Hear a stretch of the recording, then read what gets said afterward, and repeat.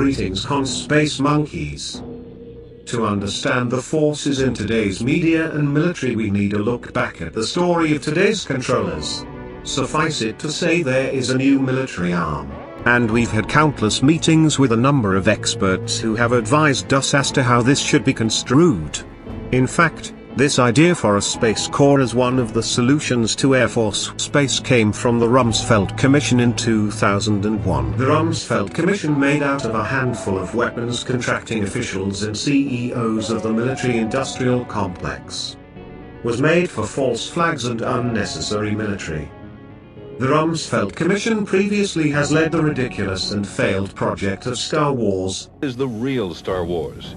Speed of light weapons, neutral particle beams, ground-based lasers with free electrons using fighting mirrors, hypervelocity guns that accelerate to 10 kilometers per second at 100,000 Gs. The Rumsfeld Commission previously has led the ridiculous and failed project of Star Wars.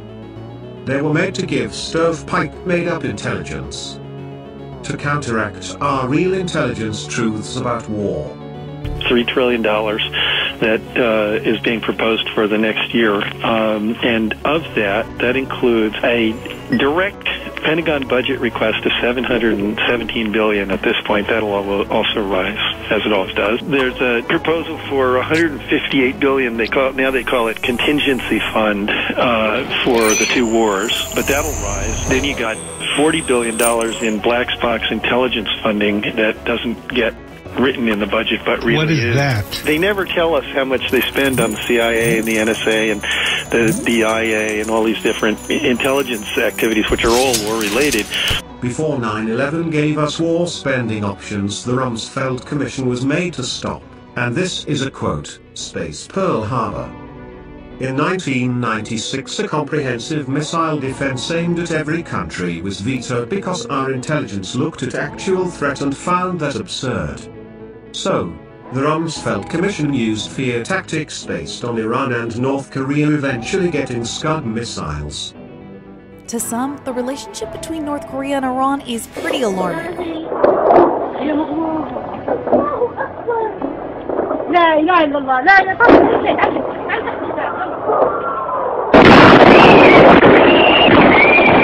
And wherever terrorist weapons selling Robert Gates on the Rumsfeld Commission had beefed up for the marketing of war.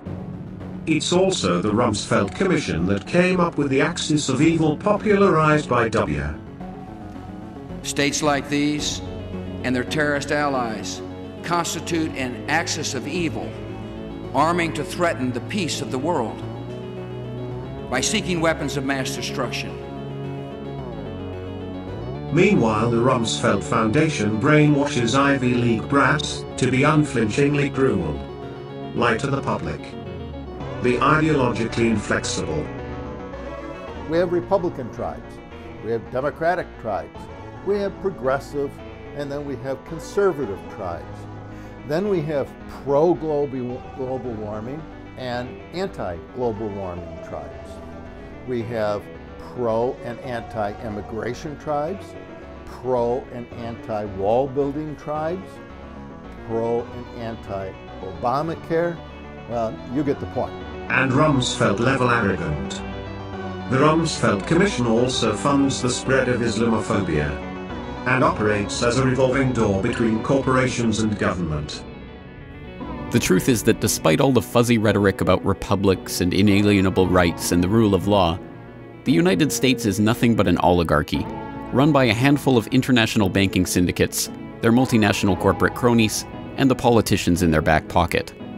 The Pentagon budget story is not reported on for the simple reason that it is the defense contractors that own much of the media. Rumsfeld is a vortex of government corruption. After 4 terms fucking up Congress, Rumsfeld got a cabinet position in the Office of Economic Opportunity. He immediately liquidated all the programs to help the poor and used the proceeds to decorate his office. Decades before his second term with Dubai as Secretary of Defense, Rumsfeld was fear-mongering about weapons of mass destruction. The Soviet Union has been busy. They've been busy in terms of their level of effort. They've been busy in terms of the actual weapons that they've been producing. They've been busy in terms of expanding production rates. They've been busy in terms of expanding their institutional capability to produce additional weapons at additional rates. They've been busy in terms of expanding their capability to increasingly improve the sophistication of those weapons. Rumsfeld, as US NATO ambassador, mediated on behalf of the United States between Cyprus and Turkey in the dumbest move of NATO still unresolved, arming ISIS-loving Kurd, killing Russian jet, shooting Turkey with more nukes than anywhere in Europe. Erdogan's move to either hijack the caliphate from ISIS or move its center in concert with ISIS raises monumental security concerns for incoming President Trump. Yesterday, both the New York Times and the Washington Post ran articles questioning the security of 50 tactical nuclear weapons stored in underground bunkers just off the 10,000-foot runway at Incirlik. Rumsfeld also staged war games all around Russia's borders, a threatening stance which has only increased with time. Rumsfeld played bad cop with buddy Kissinger to nullify the SALT disarmament treaty. Kissinger said that Rumsfeld is the most ruthless person he knew, and Kissinger is a war criminal who hangs out with dictators. During the Ford administration, Rumsfeld pushed Bush Sr. to the side to get the Rockefellers in government. Rumsfeld may be largely responsible for Bush Sr.'s wimp complex. Rumsfeld continued bullying Bush Sr. in his new CIA position, making Bush Sr. create a more vicious, narrow-minded CIA called Team B. In fact, the bullying of Bush Sr. may have made Rumsfeld issue Info W, who had huge problems living in the shadow of his father. Just imagine how over-the-top a personality needs to be to scare Bush Sr., whom declassified documents tied to the Kennedy assassination. He also hid from government duties with W at W's ranch.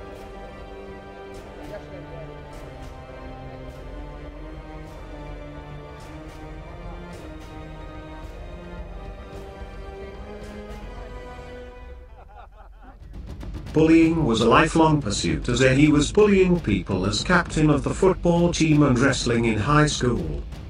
He was also brought into W's cabinet by Dick Cheney, who under Ford was hired under Rumsfeld, as was Secretary of Defense Frank Carlucci. The Reuters investigation says since 1996, the Pentagon has spent $8.5 trillion in taxpayer money that has never been accounted for. And nobody can say for sure how many billions of that amount were wasted on goods and services that were never delivered, on overpayments to contractors and many other things. What does Congress do about it? Nothing. Before that, he was on the National Economic Council for Reagan, in other words, behind Reaganomics. And the trickle-down theory. These theories hold the view that decreases in taxes, especially for corporations, is the best way to stimulate economic growth. The idea is that if expenses of corporations are reduced, the savings will trickle down to the rest of the economy, spurring growth. Rumsfeld operated as special envoy to the Middle East, directly mediating in what became the Iran-Contra Scandal.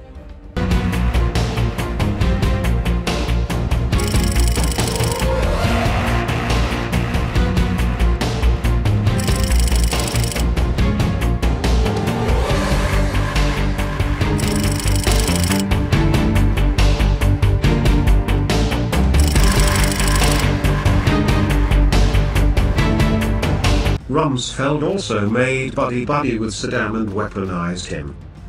Rumsfeld unbelievably made an announcement at the Pentagon that an active US domestic terrorism was coming right before the 9/11 attack, and then said he guessed they were about to hit again after striking the World Trade Center. Donald Rumsfeld, Secretary of Defense, actually predicted there would be a second attack today. After the World Trade Center was attacked, there was an emergency meeting in the Pentagon. Rumsfeld is quoted as saying that there will be another event. I want to emphasize again, there will be another event. Shortly after that, the Pentagon was struck. Which he seemed to enjoy, considering he mounted piece of Flight 77 that supposedly hit the Pentagon. Despite his ability to tell the future, Rumsfeld didn't put America on DEFCON 3 until all the targets were hit. And then had World Trade Center debris collected as gifts for dignitaries.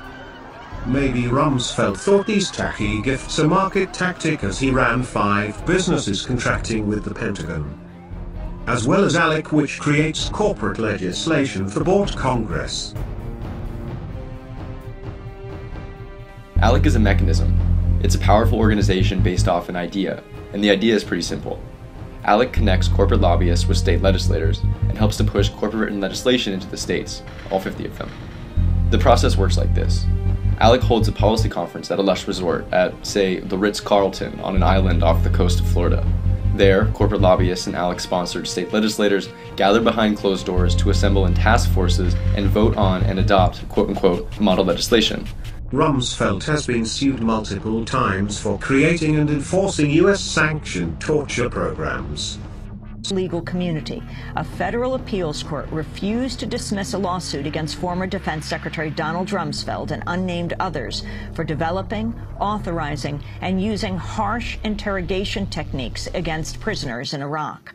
The enemy combatants in the Gulf invasion quickly surrendered, and imprisoning all those people was impractical, so instead Rumsfeld decided to keep some to torture and release the rest.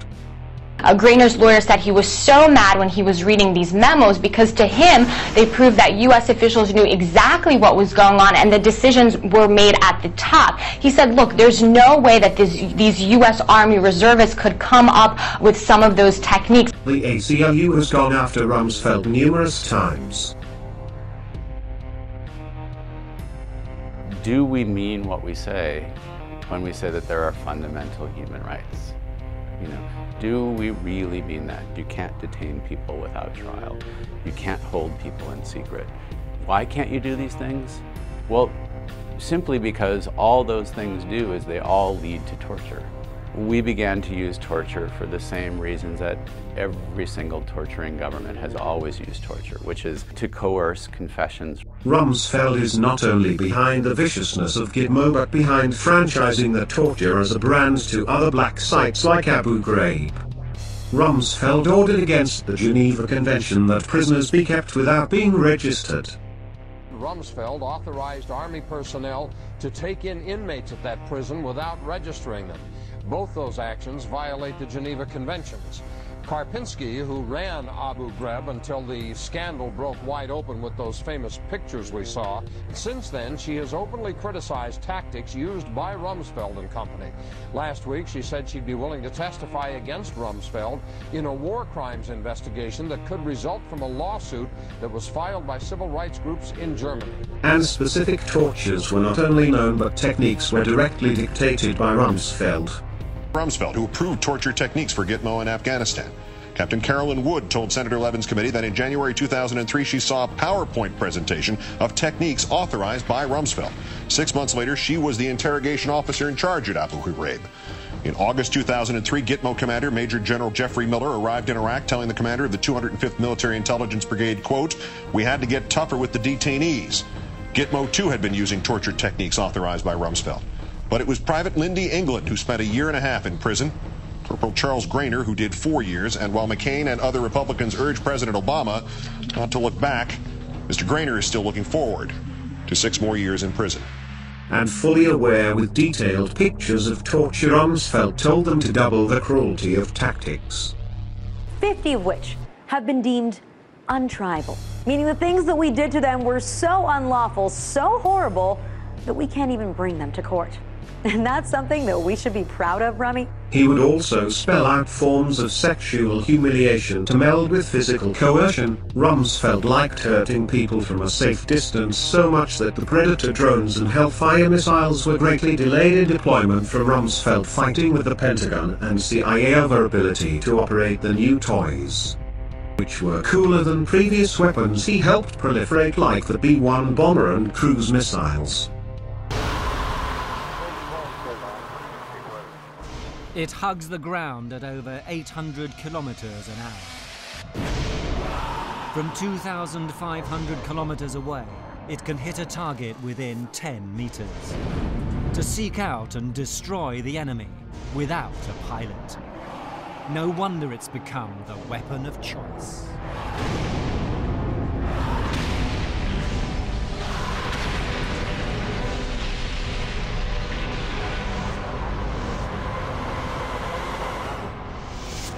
but high-ranking officials avert reprimand. Even congressional impeachment procedures against Rumsfeld did not stick. Rumsfeld has never been checked enacting the nefarious agenda of the Rand Corporation, who from their Eye of Ra building gave Rumsfeld the Keeper of the Flame award. But after his work with the Rand Corporation, he is now convinced that this top-secret think tank has been pulling the strings of American government for at least 60 years. Hi, I'm Alex Abaya. I'm the author of Soldiers of Reason, the Rand Corporation, and the Rise of the American Empire. This was a book that came out in 2008, and it's basically is a history of the Rand Corporation and its influence on American history and basically, I guess, world history. In a way, what I say in the book is that we're all the bastard children of Rand, and we don't even know it. And elite secret dealing of the Bohemian Grove Club. 8 retired generals and admirals called for Rumsfeld to resign in early 2006 in what was called the Generals' Revolt. The President is not well served by this Secretary of Defense, a man history will not treat kindly. So what to do? Replace the Secretary of Defense with a proven leader who has a vision to get the country's defense establishment back on track. The Army is in terrible shape. The Marines are not much better. A secretary who understands how to build alliances at home and abroad, who understands the operational art and understands the contemporary operating environment we live in. He was finally pushed into resignation, but not until after the election cycle, which created a Democratic Congress because America feared a House that backed the neocon psycho. Did you know at that point I did not. You would be making a change on Secretary Rumsfeld? No, I did not. And the reason I didn't know is because I hadn't visited with his replacement, a potential replacement. But you knew he would be leaving, just not who would replace him? No, I didn't know that at the time. Okay, may I? He was replaced with his arsehole cohort Robert Gates, changing little. Rumsfeld is also responsible for 700,000 deaths from the use of depleted uranium. In the initial 2003 invasion, they used an estimated 4 million pounds. When a depleted uranium shell hits its target, it explodes on impact, burning at extremely high temperatures, vaporizing into an ultrafine aerosol with a large percentage of the particles as small as 1/10 of a micron in size. To put that in perspective, these are literally as small as viruses.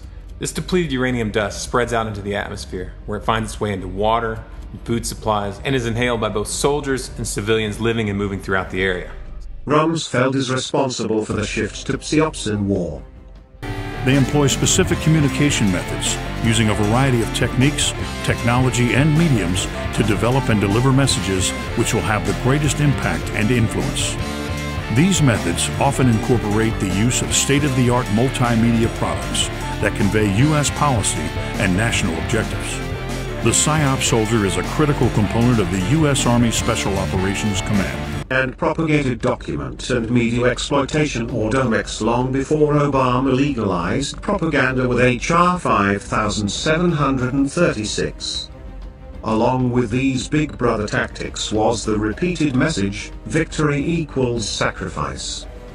And Rumsfeld instructed in 2006 to milk 9/11 and make Americans believe that they were surrounded by violent extremists at every opportunity. The evacuation of the Marriott was now well underway, and amongst the stream of guests leaving the hotel was Dennis Wooldridge and his father. This was the first opportunity we had to see anything that had happened, so we turned around and saw the North Tower for the first time, and it was obvious that something very serious had happened. My reaction at that point was to go back to my original conclusion that in fact something terrorist-related had happened. By now, holidaymaker Christine Sweeting had also made it out of the building with her daughter. As CEO of Searle Pharmaceutical on Reagan's transition team, Rumsfeld had Reagan change FDA rules, install a yes man, and then rig the FDA vote to get aspartame aka NutraSweet deregulated and on the market.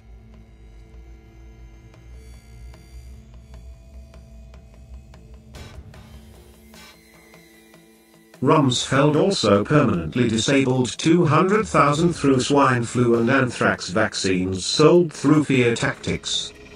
He also got a $2 billion government contract marketing Tamiflu as the cure for the hoaxed-up bird flu. Receiving nearly $4 billion for what? To prepare for what? The, quote, inevitable pandemic. Inevitable pandemic, in Mike Levitt's own words. $4 billion. In fact, bird flu, swine flu, West Nile, anthrax and E9 have characterizations of hemorrhagic fever linked to milder weaponized Ebola leaked by the CDC very suspect. Either way, Rumsfeld backs every bullshit propaganda distraction the corporate government adopts, like Russian hacking. Probably because he is the king of bullshit, like stating the post-9/11 invasions would be quick, cheap and justified. And told Bush we'd make Iraq a model democracy. The nation of Iraq, with its proud heritage, abundant resources, and skilled and educated people, is fully capable of moving toward democracy and living in freedom. Success in Iraq could also begin a new stage for Middle Eastern peace and set in motion progress towards a truly democratic Palestinian state. Across the world, we are hunting down the killers, one by one. We are winning, and we're showing them the definition of American justice. Then turned round in later years to say that Bush's nation building was the only flaw with the Iraq War. In fact, his capacity to bullshit is legendary. During the dark reign of W, intelligence reported to Rumsfeld that Iraq had no weapons of mass destruction, but he ignored the information and directly lied to the US people. The United States knows that Iraq has weapons of mass destruction. The UK knows that they have weapons of mass destruction. Any country on the face of the earth with an active intelligence program knows that Iraq has weapons of mass destruction. In fact, Rumsfeld went above and beyond, making up locations for WMDs. We know where they are. They're in the area around Tikrit and Baghdad and east, west, south, and north. A lot of intelligence. That intelligence was good, sound intelligence. And he would list exactly what type of WMDs, and even later in life would swear he and the Bush cabinet were above reproach. Yeah, it is inexcusably inaccurate to suggest that anyone lied about it.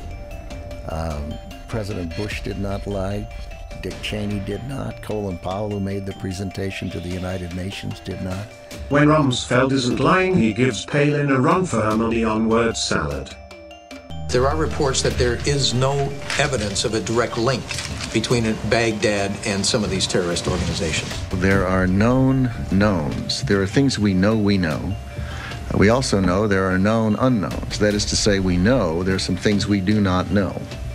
But there are also unknown unknowns. The ones we don't know, we don't know. Rumsfeld also is responsible for privatizing the military with unregulated corporations like Blackwater. And always the war profiteer. He let our excuse for war, Osama bin Laden, go after he was captured in Afghanistan.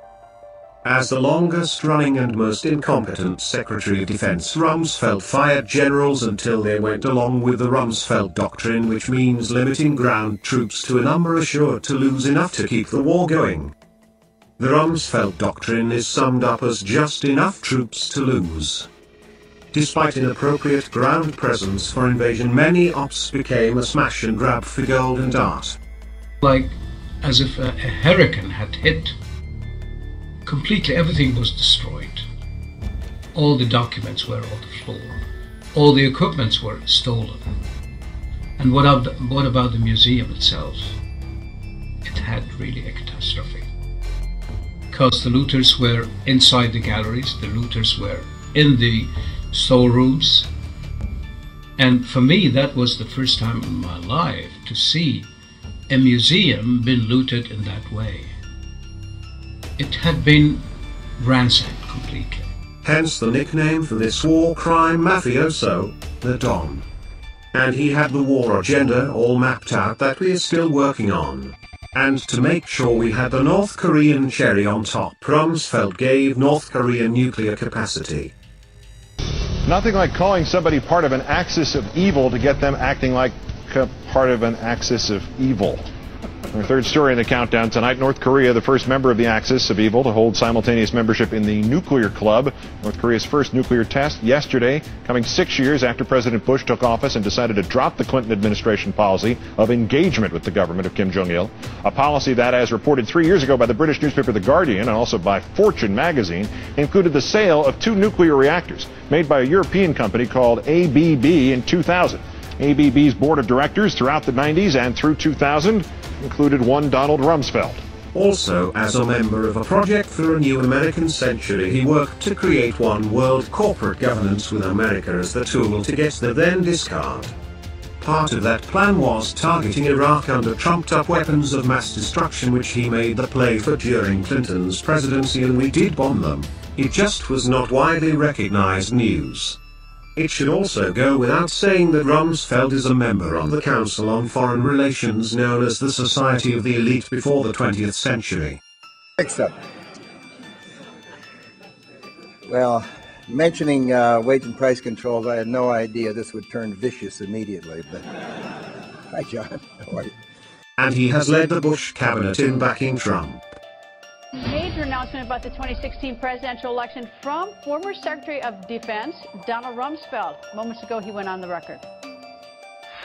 Nice to see you, sir. Thank you. Good to be with you. Always nice to see you. All right. Have you decided who you are going to support for president? Yes. And the way I think of it is this. On the Democrat side, we have a known known.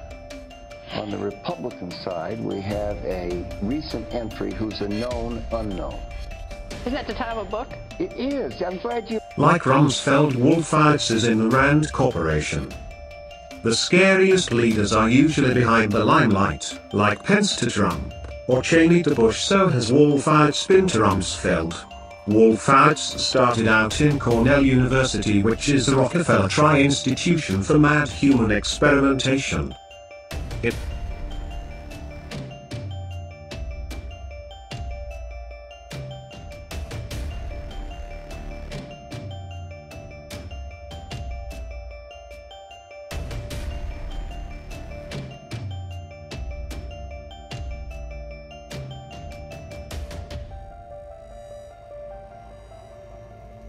In a sinister mirror to Yale's Skull and Bones known as the Quill and Dagger, and a member of the dreaded Heritage Foundation, which made him a perfect candidate for the Trilateral Commission.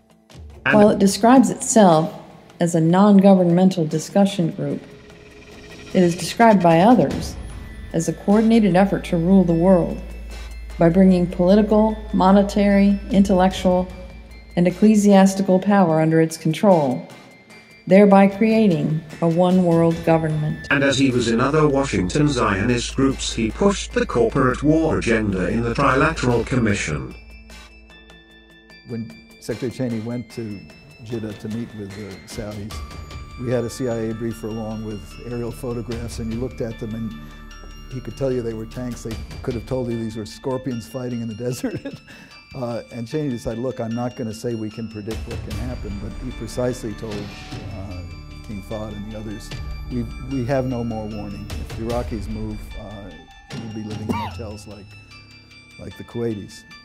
But the day before we went over, I think it was the day before, Richard, I think you were with me, they had Prince Bandar come over to be briefed by Cheney and Powell about the real concern was if we impose serious sanctions on Iraq to force it to withdraw, then the risk of an attack increases substantially.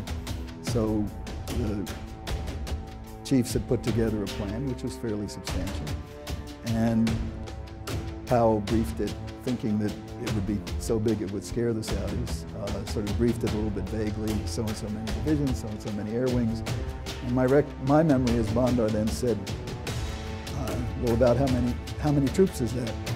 And Powell, sort of fudging a little bit more, said, oh, 100,000, 200,000, or maybe around 200,000. Which puts him in position to be on the Bilderberg Steering Committee, as well as the Council on Foreign Relations, and on the advisory board for the CFR Puffer Propaganda Foreign Affairs. In the forged days, Wolfowitz was a lead figure in the Bush extra hateful CIA Evolution Team B.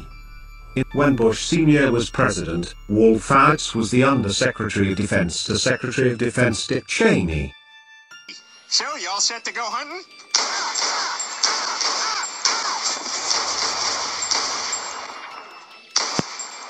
Sorry, I thought you were a deer. Wolfowitz also took command of US CENTCOM, known for being a source of propaganda-driven doctored intelligence. Serious allegations of a cover-up inside the Pentagon today, with a chairman on Capitol Hill charging key evidence in the ISIS intelligence scandal has been destroyed. The Pentagon's Inspector General and Congress have been investigating complaints by intelligence analysts that their reporting on ISIS was altered on its way up the chain of command. Rumsfeld was backing W's lackluster Lehman brother pension-stealing brother Jeb Bush.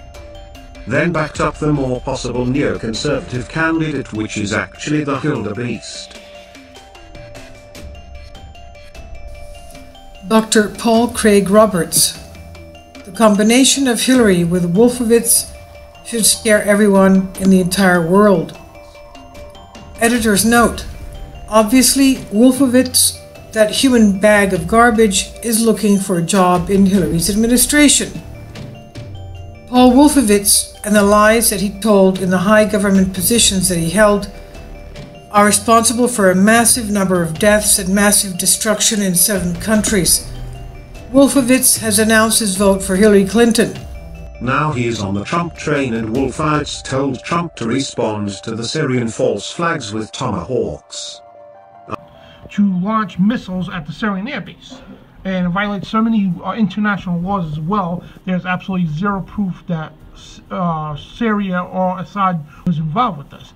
And let's not forget 3 to 4 years ago, I don't know how many news media outlets reported how the Syrian rebels used the sarin nerve gas, not Assad, and this was all over the place. And if everybody remembers how the State Department's emails got leaked out, how they were telling the Syrian rebels to use gas on the public so they could blame and overthrow Assad. After bombing, Wolfowitz said this is a good start. Interestingly, Russia shot down most of our tomahawks. The media's radio silence on that score is a good hint at what sort of propaganda we're living in. Эсминцев всего было 60 ракет, но одна сразу упала в море. Все равно избыточно для такой цели, как пустынный аэродром. Из 59 ракет до цели, по заявлению нашего Минобороны, долетело только 23 томагавка.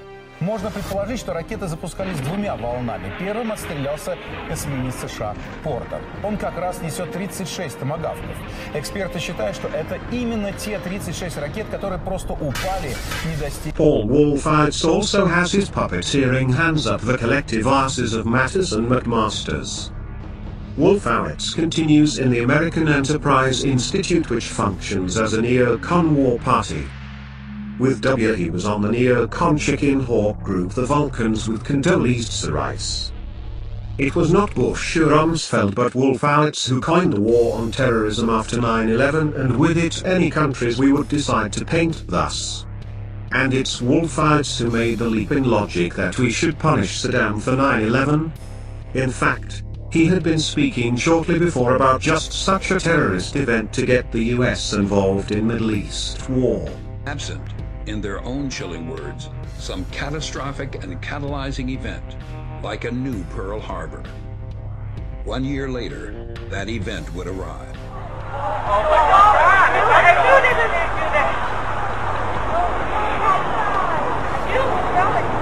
And it's Paul Wolfowitz who was the main Iraq war architect.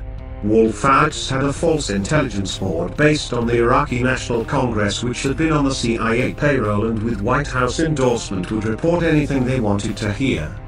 We expect that the United States will participate as an observer in this conference, and we hope that a senior delegation from the United States will be there to support the agenda of freedom and democracy in Iraq. False intelligence and his own decades-old propaganda, Wolfowitz created a plethora of WMD threats.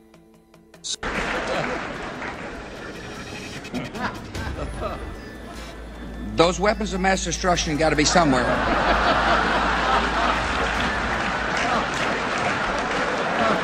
The Office of Special Plans, or OSP, was formed as a bullshit intelligence agency to confirm what Wolfowitz and Rumsfeld said in that Saddam Hussein was interwoven with Al-Qaeda, which is ridiculous. A long time afterward, members of the administration, including the president, have maintained there was a link between Saddam Hussein and Al-Qaeda. Today, a declassified Senate report said that was not true, that in fact, Saddam Hussein mistrusted Al-Qaeda and thought it a threat to his power. Our chief White House correspondent, Martha Raddatz, is joining us tonight. Martha? Charlie, the report is a stinging rebuke to those assertions made by the White House leading up to the war, as you said, and long afterwards. Saddam Hussein could have actually been recruited to stomp out Al-Qaeda. They hate each other. Any real intelligence was scoffed if it did not produce the right answers. I know what the world would be like if Saddam Hussein was still in power in Iraq. Imagine if you had a uprising in Iraq like took place in Syria. You would have Syria on steroids. Saddam would be even more brutal than Assad has been. And you know... That's a big assumption. How do we know that? And in fact, because, you know, Saddam Chuck, was a lot of bluster. There's a lot it turned out that Saddam was a bluster. For instance, there were no weapons of mass destruction. And after being forced out of the Deputy Defense Secretary position, he was strangely appointed to President of the World Bank. I must say it's more than honor. It's humbling and challenging to be nominated for this incredibly important position. I believe deeply and passionately in the mission of the World Bank. Which is an interesting position for a failure at Math 101. As World Bank President, where he got the Iraq central banking in Iraq, that besides oil was the real purpose of invasion. He also appointed equally unqualified members of the Bush cabinet to top positions at the World Bank. If you weren't a cabinet member or woman willing to fuck Wolfowitz, there was no advancement in the World Bank, which led the employees to silently protest Wolfowitz with blue ribbons, symbolically raising awareness to what a bad leader he is. Wolfowitz finally was made to leave after years of making the corporate ladder with his little penis. He is the Aspen Strategy Group, a steering committee for Homeland Security. Wolfowitz also is the creator of the Wolfowitz Doctrine, better known as the Bush Doctrine, preemptive attacks. This country was taken over by a group of people with a policy coup. Wolfowitz and Cheney and Rumsfeld, and you could name a half dozen other collaborators from the Project for a New American Century. They wanted us to destabilize the Middle East, turn it upside down, make it under our control. But it was not until domestic terrorism came and their labeling to the Bush Doctrine that this ridiculous philosophy caught fire. This is out of Raw Story. There's lawyers for a Florida man this week who are actually citing George W. Bush's preemptive war in Iraq and the Bush Doctrine as a defense after their client killed 2 neighbors and attempted to kill a 3rd one. This unprovoked attack approach allows elites to craft a one-world government with America as the tool to then also have sovereignty stripped. Wolfowitz is also known for throwing American citizens in black site torture camps. Not to be outdone by Rumsfeld's lies, Wolfowitz promised the Iraq war would not only be quick but pay for itself with oil. And he had no problem with saying we needed to go to Iraq for oil. Remember also that soon after the invasion, Donald Rumsfeld's deputy, Paul Wolfowitz, told the press that war was our only strategic choice. Quote, "We had virtually no economic options with Iraq because the country floats on a sea of oil." But after $2 trillion we can factually call bullshit. It's been a sinkhole for defense contracting like the Department of Energy, which has spent $300 billion in that last decade for nuclear defense activity. Wolfowitz also said 100,000 troops would be more than enough. We have sent 2.5 million so far. He made money for weapons contractor Northrop Grumman. He worked for BP during the Harp build in Alaska. He also is known for propping his hair with lots of saliva.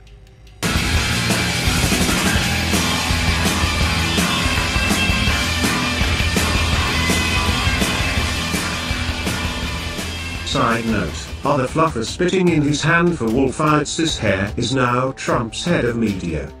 Rumsfeld and Wolfowitz are still active forces in military decisions and government policy, though they belong in one of their torture camps as just punishment for the war crimes they enacted for an elite globalist agenda.